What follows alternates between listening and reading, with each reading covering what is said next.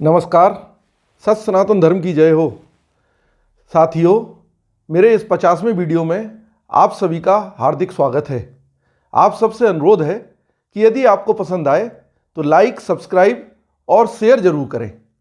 साथियों, राष्ट्र हित के और युवा हित के और देश हित के इस मुहिम में आप सबको भी साथ देना होगा। साथियों, अभी हाल में आपने देखा कुछ राजनेता बिलबिला रहे हैं, तड़फ रहे हैं, जातिगत जनगणना कराना चाहते हैं। आखिर क्यों? इनका उद्देश्य क्या है? इन कुटिल कपटी लोगों का उद्देश्य कोई सार्थक तो हो नहीं सकता। ये गरीब की भलाई के लिए तो नहीं कराना चाहते। आखिर इनका उद्देश्य क्या है? खैर, जैसे ही खबर आई कि ईडी ने करीब 750 करोड़ की संपत्तियां सीज कर दी, तो इनके बिलबिलाने और तड़पने का कारण भी समझ में आया। ये क्यों इस देश को तोड़ना चाहते हैं जातियों के नाम पर। जब खबर आई कि जमीन के बदले नौकरी घोटाले की जांच तेज हो गई है, तो वे जो जातिगत गणना कराना चाहते हैं, वे अब आपको समझ में आ रहे हैं कौन है। पीढ़ी दर पीढ़ी परिवारवादी भ्रष्टाचारी लुटेरे, जो विदेशों से लेकर देश में अरबों की संपत्ति इकट्ठी करने के बावजूद भी इनके पेट नहीं भरे हैं। साथियों, ये जातिगत जनगणना कराना ही क्यों चाहते हैं? इन्होंने जब 70 सालों भारतीय राजनीति में बहुत अहम स्थान इनका था, तब इन्होंने ये काम क्यों नहीं किया? कभी आपने विचार किया? नेहरू जब प्रधानमंत्री बना था तो बुरी तरह से पराजित होकर इस देश का प्रधानमंत्री बना था। इनकी पब्लिक में क्या इमेज थी, इसीलिए इन्होंने उस समय बंटवारे के समय बहुत बड़ा खेल खेला और 9 करोड़ मुस्लिम जो विस्थापित होने थे, उनमें से 6 करोड़ों को भारत में ही रोक लिया था। ये इनका एक एजेंडा था, जो नेहरू और जिन्ना का संयुक्त एजेंडा था, जो सफल भी हुआ। साथियों, ये ह्यूम की औलादें, ये मैकाले की सोच इस देश में जहर घोलना चाहती है। 2024 एन केन प्रकार इनको सत्ता हासिल करनी है। ये जनसंख्या नियंत्रण की बात नहीं करते। जनसंख्या नियंत्रण के कारण होने वाली गरीबी, होने वाला भ्रष्टाचार, होने वाले अपराध की बात नहीं करते। इन्हें जातियां टटोलनी है, इन्हें जातियों का जहर घोलना है। देशवासियों, दोस्तों, आपने किसी चाय की दुकान पर कभी किसी जाति का पता लगाकर चाय पी क्या? क्या आपके यहां जो काम करने वाले आते हैं, बर्तन साफ करने वाले, झाड़ू पोछा वाले, श्रमिक, उनके हर व्यक्ति को आप कितनी मदद करते हैं? उनके बच्चों को भी पढ़ाना चाहते हैं आप, मगर ये उनकी जातियां पता करना चाहते हैं। ये उनको मदद करना नहीं चाहते, ये उनकी जातियां पता करना चाहते हैं। ये आपके दुकानों में, आपके फैक्ट्रियों में जो काम कर रहे हैं, उनकी जाति पता करना चाहते हैं। साथियों, इन्होंने उस सैनिक की जाति पता नहीं की जो बिना ब्लड प्रूफ जैकेट के इनके भ्रष्टाचार के कारण कश्मीर में सीने पर गोलियां खाता था। तब इनको शर्म नहीं आई, तब इन्होंने विदेशों में संपत्तियों को इकट्ठा किया उस ब्लड प्रूफ जैकेट के बदले। अरबों खरबों की संपत्ति के मालिक ये परिवार जरा भी नहीं सुधरने की कोशिश कर रहे हैं। आजादी के 75 साल बाद वही मैकाले का खेल, वही फूट डालो राजनीति, और सोचते हैं कि जनता भोली भाली है, आजादी वाली है। बिना सूचना क्रांति के सब देश चल रहा है क्या? एक एक गरीब के हाथ में मोबाइल है, और गरीब कम पढ़ा लिखा जरूर हो सकता है, मगर बौद्धिक रूप से तुम जैसे पढ़े लिखों से भी ज्यादा समझदार है। उसको मालूम है कि 70 सालों जो परिवार उनको एक शौचालय उपलब्ध नहीं करा सके, उनकी बहन बेटियां, उनके परिवार के लोग रेल किनारे जब शौचालय को जाते थे तो शर्म से सिर झुका लेते थे जब ट्रेन निकलती थी। तो वो बहन बेटियां 70 सालों उनकी जाति नहीं पूछी। जब वो जंगल से गीली लकड़ी काट के लाते थे बरसात में और बिना गैस कनेक्शन के वो खाना अपने बच्चों को खिलाते थे। कितनी परेशानी उठाया करते थे। आज वो जितने भी फर्जी कनेक्शन पकड़े गए हैं ना, वो आज सारे गरीबों को मिले हैं। वो क्यों मिले हैं? 2014 के बाद इस देश का प्रधान सेवक, जिसने पहले ही कह दिया था ना खाऊंगा और ना खाने दूंगा, वह सत्ता के सर्वोच्च शिखर पर बैठा हुआ है। जिसको परिवार से मतलब नहीं है, जिसको रिश्तेदारों से मतलब नहीं है, उसका परिवार ही देश है, उसके रिश्तेदार ही उसका सारे देश के लोग हैं।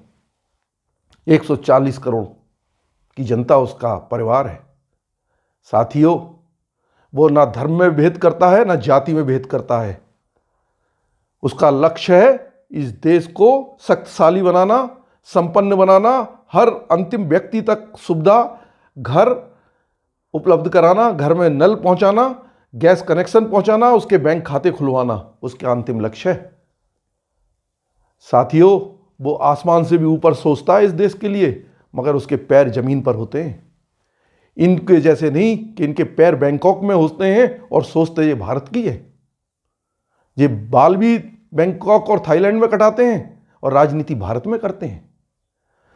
ये भ्रष्ट परिवारवादी जो अपने माँ बाप के इतने बड़े शासन में रहकर भी नहीं पढ़ लिख पाए, आज इनके विचार जब हम पब्लिक प्लेटफॉर्म पर सुनते हैं तो कितनी निराशा होती है कि ये देश के नेता बनेंगे। साथियों, देश बहुत कठिन समय से निकल रहा है। वैश्विक परिस्थितियां अनुकूल नहीं है। साथियों, दो विश्व में युद्ध छिड़े हुए हैं और एक युद्ध तो इस्लामिक देशों और वर्सेस यहूदियों, जो देश दुनिया की सबसे कम आबादी है, उसके बीच चल रहा है। पूरा दुनिया कोविड काल से निकली है, मंदी हुई अर्थव्यवस्था से पीड़ित है। यह शायद उसका भी प्रभाव है। जब अस्त्र शस्त्र बेचना हो और अपनी अर्थव्यवस्था को मजबूत करना हो, तो ये विश्व के जो शक्तिशाली देश हैं, जो केवल और केवल अपने अर्थशास्त्र को समझते हैं, मानव शास्त्र को नहीं समझते हैं, वो ऐसा खेल खेल सकते हैं।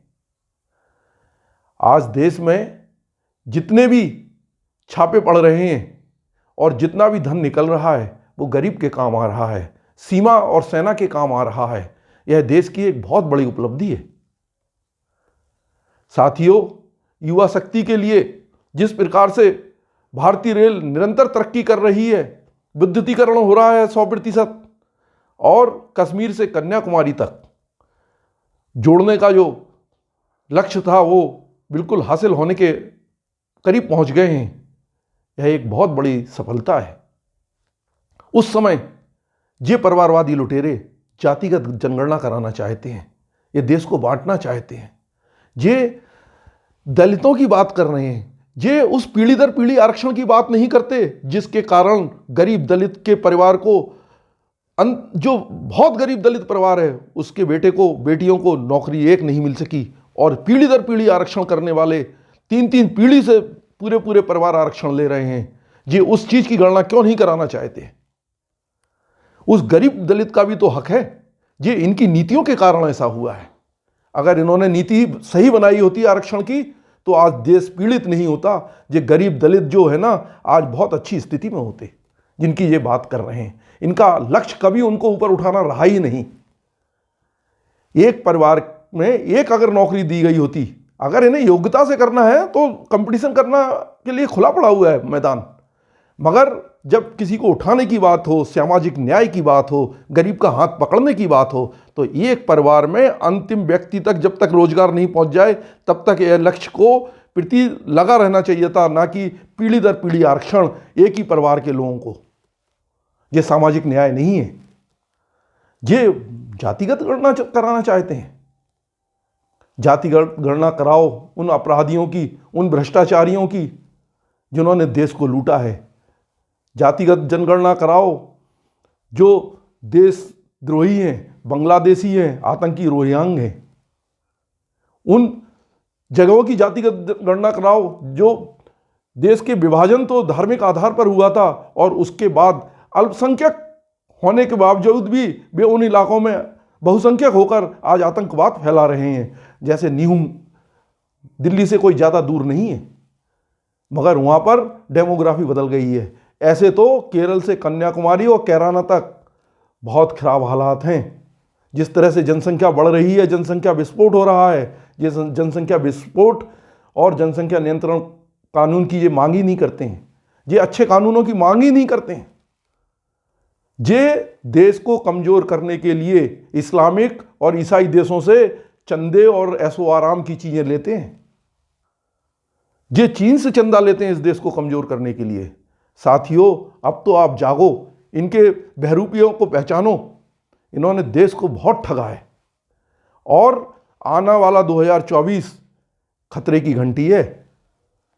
अगर आपको इन्होंने बांट दिया तो देश वापस उसी हालत में पहुंच जाएगा। 1991 याद कर लेना, देश के पास 3 दिन के पेट्रोल के लिए भी पैसे नहीं थे। 200 किलो सोना रातों रात, 200 टन सोना रातों रात गिरवी रखना पड़ा था स्विट्जरलैंड को।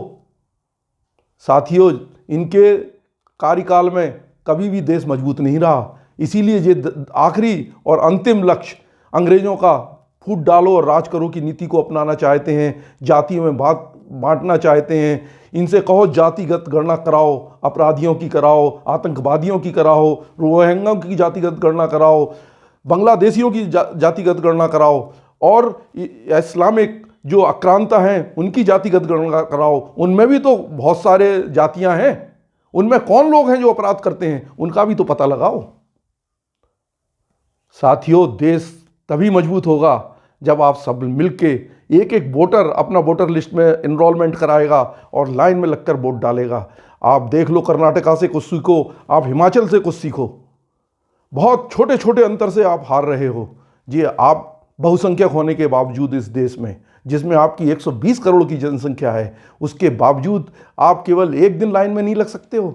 अपने बच्चों के भविष्य की खातिर, अपने बच्चों की संपत्तियों की खातिर, अपने बच्चों के अच्छे शिक्षा के खातिर उठो, जागो और मिलकर एक साथ खड़े हो जाओ।